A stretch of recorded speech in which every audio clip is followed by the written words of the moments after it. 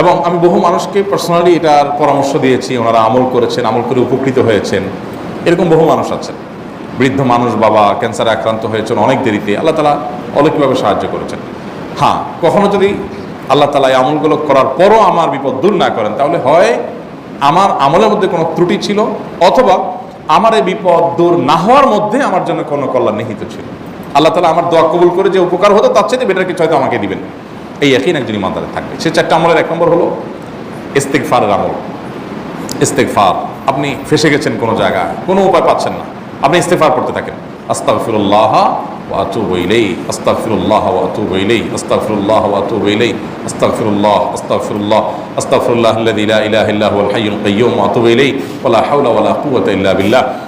اللهم أنت ربي لا إله إلا أنت خلقتني وأنا عبدك وأنا على عهدك ووعدك ما استطعت أعوذ بك من شر ما صنعت أبوء لك بنعمتك علي وأبوء لك بذنبي فاغفر لي فإنه لا يغفر الذنوب إلا أنت سيد الاستغفار। এভাবে যে কোনো ইস্তেগফার করতে থাকেন, আপনি বেশি বেশি করে আল্লাহর কাছে ইস্তেগফার ক্ষমা প্রার্থনা করতে থাকেন, খুব বেশি আপনার 2 ঠোঁটে অনবরত আপনি চাইতে থাকেন আল্লাহর কাছে ক্ষমা। এই ইস্তেগফার সম্পর্কে নবী করিম সাল্লাল্লাহু আলাইহি ওয়াসাল্লাম বলেছেন, মাল্লাজিমাল ইস্তেগফার, যে ব্যক্তি ইস্তেগফারকে আঁকড়ে ধরবে, আঁকড়ে ধরা মানে কি, এটা ছাড়বে না, সে পড়তেই থাকবে অনবরত, টয়লেটে যাওয়ার সময়টা, ঘুমের সময়টা, খাওয়ার সময়টা বাদে, অবসর নামাজের সময়টা বাদে সারাক্ষণ সে ইস্তেগফার করবে। এরকম যদি কেউ করে, আল্লাহ রাব্বুল আলামিন জাআলাল্লাহু লাহু মিন কুল্লি হাম্মিন ফারাজা ওয়া মিন কুল্লি যায়কিন মাখরাজা, সকল পেরেশানি থেকে, সকল টেনশন থেকে বের হওয়ার পথ আল্লাহ তাআলা অলৌকিকভাবে তার জন্য আবিষ্কার করে দিবেন।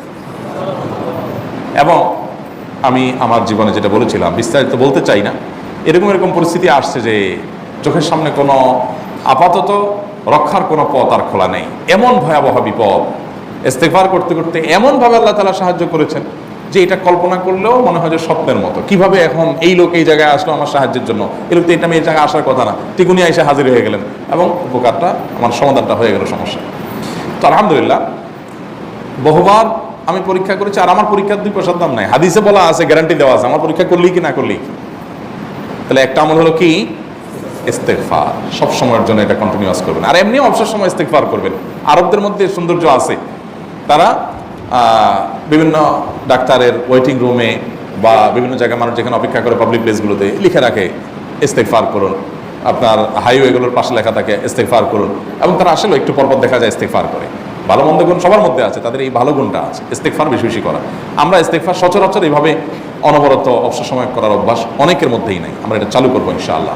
বিশেষ করে যখন কোনো সমস্যা হবে তখন ইস্তেগফার চলতে থাকবে মুখে অনবরত, ধীরে ধীরে মহব্বতের সাথে নিজেকে, নিজের পাপ অপরাধগুলোর কথা স্মরণ করে আল্লাহর কাছে মাফ চাইতে থাকবো, পেরেশানি দূর হবে ইনশাআল্লাহ। 1 নাম্বার 2, দুরুদ, নবী করিম সাল্লাল্লাহু আলাইহি সাল্লামের প্রতি দুরুদ পাঠ করা। এটা যদি আপনি নিয়মিত করতে থাকেন মহব্বতের সাথে, আল্লাহুম্মা সাল্লি আলা মুহাম্মদ ওয়া আলা আলি মুহাম্মদ কামা সাল্লাইতা আলা ইব্রাহিম ওয়া আলা আলি ইব্রাহিম ইন্নাকা হামিদুম মাজিদ, আল্লাহুম্মা বারিক আলা মুহাম্মদ ওয়া আলা আলি মুহাম্মদ কামা বারাকতা আলা ইব্রাহিম ওয়া আলা আলি ইব্রাহিম ইন্নাকা হামিদুম মাজিদ। আপনি একবার ছোট দুরূদ যদি পড়েন, সাল্লাল্লাহু আলাইহি ওয়াসাল্লাম, সাল্লাল্লাহু আলাইহি ওয়াসাল্লাম, আল্লাহুম্মা সাল্লি আলা মুহাম্মদ ওয়া আলা আলি মুহাম্মদ, শুধু এইটুকু পড়েন। জাযাল্লাহু আন্না মুহাম্মাদাম মা হুয়া আহলু, শুধু এইটুকু পড়েন। আপনি এভাবে যেই কোনো দুরূদ নবী করিম সাল্লাল্লাহু আলাইহি ওয়াসাল্লামের প্রতি যদি পড়েন এবং করতে থাকেন অনবরত, ইস্তেগফারের পাশাপাশি দুরূদের ক্ষেত্রে নবী করিম সাল্লাল্লাহু আলাইহি ওয়াসাল্লাম বলেছেন যে এইটা তোমার জন্য যথেষ্ট হয়ে যাবে। তুমি যদি আল্লাহর কাছে আর কোনো দোয়া করতে না পারো, শুধু দুরূদটা পড়ো, তোমার সব পেয়ে যাবে, কিচ্ছু লাগবে না। এক সাহাবী বলছেন, রাসূলুল্লাহ, আমার দোয়ার মধ্যে দুরূদ কত পার্সেন্ট রাখবো? আমি তো আমার অনেক কিছু আল্লাহর কাছে চাইবো, দুরূদ মানে তো নবীজির জন্য দোয়া, মানে আমার জন্য তো আমি দোয়া করবো, আপনার জন্য দোয়া কত পার্সেন্ট করবো? 1/3, 1/4, তারপরে হাফ, এবার বিভিন্ন পার্সেন্টেজ বলছিলেন তিনি। নবী করিম সাল্লাল্লাহু আলাইহি ওয়াসাল্লাম বলেছেন যে হ্যাঁ, এর বেশি করতে পারলে আরো ভালো, আরো ভালো। তো ভদ্রলোক এর বেশি, ওই সাহাবী রাদিয়াল্লাহু তাআলা আনহু, তিনি এর বেশি বাড়াতে একটা পর্যায়ে বলছেন যে আমি সব দোয়া আপনার জন্য করি। নবী করিম সাল্লাল্লাহু আলাইহি ওয়াসাল্লাম বলেছেন তাহলে তোমার আর কোনো দোয়াই করতে হবে না, এর মধ্যে সব দোয়া চলে আসবে। কারণ আপনি যদি বলেন আল্লাহ আপনার নবীর প্রতি আপনি রহমত নাজিল করেন, আপনার নবীর প্রতি আপনি শান্তি নাজিল করেন, আপনি যেটা দোয়া করেন, তো আল্লাহকে আল্লাহর নবীর প্রতি আপনি রহমত নাজিল করতে বললে আল্লাহ তাআলা আপনার প্রতি রহমত নাজিল করবেন কি করবেন না? আপনি কাউকে খুশি করতে চান, কার কাছ থেকে কিছু আদায় করতে চান, তার ছেলেটারে যদি হাদিয়া তোহফা দেন, আদর যত্ন করেন, তো বাই ডিফল্ট অটোমেটিকলি ওই লোকের সিম্পেথি আপনার দিকে আসবে কি আসবে না? চোখ বন্ধ করে আসবে। তো আল্লাহর নবীর জন্য যখন আপনি দোয়া করবেন তখন আল্লাহ তাআলা আপনার প্রতি রহমত নাজিল করবেন, এটা নবী সাল্লাল্লাহু আলাইহি ওয়াসাল্লামের ওয়াদা। যে কোনো পেরেশানি, তিনি আরো বলেছেন যদি কেউ দুরুদের আমল করে নিয়মিত, আল্লাহ রাব্বুল আলামিন তার সকল পেরেশানির জন্য যথেষ্ট করে দিবেন। এই আমলটাকে সবগুলো দূর করার জন্য যথেষ্ট হয়ে যাবে।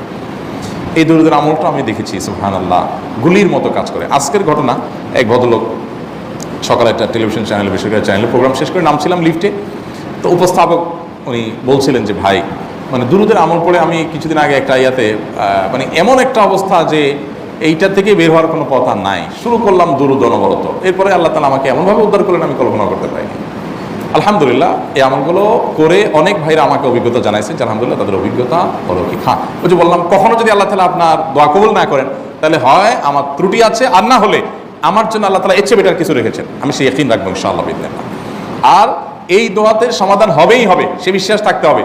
নবী করিম সাল্লাল্লাহু আলাইহি ওয়াসাল্লাম বলেছেন, হাদিসে কুদসিতে আল্লাহ বলেছেন, আনা ইনদা যান্নি আবদি বি, বান্দা আমার প্রতি যেমন ধারণা করে আমি তেমন আচরণ করি। আপনি যদি চিন্তা করেন করে দেখি হয় কিনা, দেখি ট্রাই করি, তাহলে ওই আল্লাহ তাআলা বলবেন ঠিক আছে দেখতে থাক।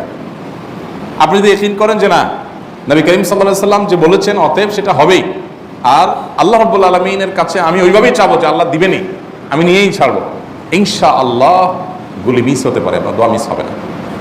ওই ইয়াকিন, ওই ঈমান আমার মধ্যে আনতে হবে, চেষ্টা করবো তো ইনশাআল্লাহ। তাহলে দুইটা আমল হলো, ইস্তেগফার আর দুরূদ। 3 নম্বর আরেকটা আমল হলো দোয়া ইউনুস। দোয়া ইউনুস, লা ইলাহা ইল্লা আনত সুবহানাক ইন্নী কুনতু মিনাজ জালিমিন। বেশি বেশি পড়তে থাকবেন, যখন বিপদে পড়বেন ইস্তেগফার আর দুরূদ পড়বেন সবচেয়ে বেশি, আর মাঝে মধ্যে দোয়া ইউনুস, লা ইলাহা ইল্লা আনত সুবহানাকা ইন্নী কুনতু মিনাজ জালিমিন।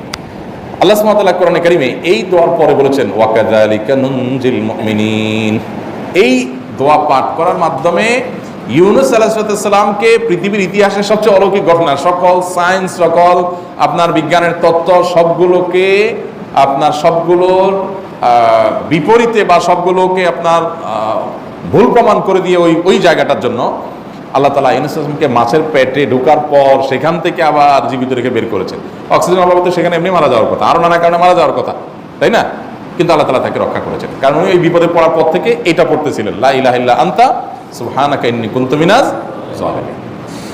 তো আল্লাহ তাআলা কোরআনে বলেছেন এটা ইউনুস, তার নবী ইউনুস আলাইহিস সালামকে আল্লাহ তাআলা এর মাধ্যমে রক্ষা করেছেন, সেটা তার জন্য খাস না, এটা তার জন্য স্পেশাল না, বরং আল্লাহ বলেছেন ওয়া কাযালিকা নুনজিল মুমিনিন, এটা দিয়ে আমি তাকে রক্ষা করেছি, একইভাবে ঈমানদারদেরকেও এটার মাধ্যমে রক্ষা করব। এটা বড় অস্ত্র পেয়ে গেলাম, দোয়া ইউনুস বেশি বেশি পড়বো ইনশাআল্লাহ, লা ইলাহা ইল্লা আনতা সুবহানাকা ইন্নী। আমার দেশে আবার দেখা যায় বিপদ হয়ে গেলে তখন হুজুর ভাড়া করে যে ভাই আপনারা সবাই মিলে এটা 1 লাখ বার পড়ে দেন, 100 লাখ বার পড়ে দেন, টাকা দিব আপনারা পড়ে দেন। আপনারটা আপনি পড়বেন ভাই, হুজুরদের কাছে দোয়া চান সমস্যা নাই, আর হুজুরদেরকে খাটায়া টাকা দিবেন কেন, এমনি টাকা দিবেন না দিয়া। আর এই দোয়া নিজে নিজে করতে থাকবেন। ইউনুস আলাইহিস সালাম ওই সময় কি লোক ঠিক করছিলেন যে ভাই আপনারা সবাই দোয়া ইউনুস পড়েন, আমি গেলাম, আমি মাছের পেটে গেলাম, আপনারা বসেন সবাই দোয়া ইউনুস পড়া দেন, করছেন উনি, ওনারটা উনি করছেন, তো আপনারটা আপনি শুরু করবেন দোয়া ইউনুস না। 4 নম্বর আমল হলো ইয়া যাল জালালি ওয়াল ইকরাম, এটা বিশেষ করে পাঠ করবেন। নবী করিম সাল্লাল্লাহু আলাইহি ওয়াসাল্লাম বলেছেন আলিযু বিয়া যাল জালালি ওয়াল ইকরাম, ইয়া যাল জালালি ওয়াল ইকরাম, এটাকে তোমরা আঁকড়ে ধরবে। ইয়া যাল জালালি ওয়াল ইকরাম মানে কি? এটা আল্লাহকে ডাকা, আর কিছু না, এবং হাদিসে বর্ণিত দোয়া, এটা মাসনুন দোয়া।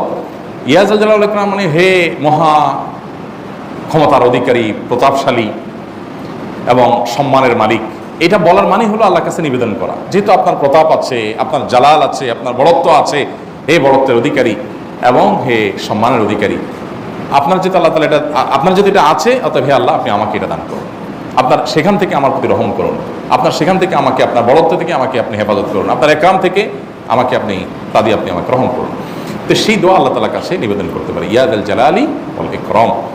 এর পাশাপাশি তাহাজ্জুদের নামাজ এবং যে কোনো নফল নামাজ, কারণ নবী সাল্লাল্লাহু আলাইহি ওয়াসাল্লাম ইজা হাযাবাহু আমরুন সাল্লা, নবীজি সাল্লাল্লাহু আলাইহি ওয়াসাল্লামের কোনো পেরেশানি শুরু হলে আগে ওযু করে 2 রাকাত নামাজ পড়তেন, ওযু করে 2 রাকাত নামাজ পড়তেন। আমাদের যখন পেটে ব্যথা শুরু হয় আগে কার কথা মনে পড়ে? ডাক্তারের কথা মনে পড়ে। যখন গায়ে জ্বর আসে সবার আগে মনে পড়ে কিসের কথা? নাপা, নাপা, ঠিক না? জ্বর আসছে গায়ে, সবার আগে আমরা কি চিন্তা করি? নাপা। নাপা আপনি চিন্তা করেন, খান, নিষেধ না তো, ওষুধ গ্রহণ করা সুন্নত, নবী সাল্লাল্লাহু আলাইহি ওয়াসাল্লাম নির্দেশ করেছেন ওষুধ সেবন করতে, আপনি করেন, ভালো কথা। কিন্তু ইমানদার সব কিছুর আগে ব্যথা আসছে, তাহলে ব্যথার জন্য একটা ওষুধ দোয়া শিখেছেন, দোয়াটা আগে করবে, পাশাপাশি ওইটা করবে, এলো ইমানদারের কাজ। আমরা আজকাল ইমান থেকে অনেক দূরে সরে গেছি, আল্লাহ আমাদের সেই ইয়াকিন দান করুন। তাহাজ্জুদের সময় দোয়া, অনেক বেশি দোয়া কবুল হয়। তাহলে 4টা আমল ইনশাআল্লাহ আপনাকে এই ভয়াবহ বিপদ থেকে উদ্ধার করার জন্য সাহায্য করবে ইনশাআল্লাহ। সে ইয়াকিন নিয়ে করবেন। সেই সাথে আস-সাদাকাতু তারুদ্দুল বালা, দান সাদাকা করা, অন্যান্য যে আমলগুলো আছে টুকটাক সেগুলোর সাথে সাথে চালানো। বাকি এই চারটাকে বেসিক্যালি একটু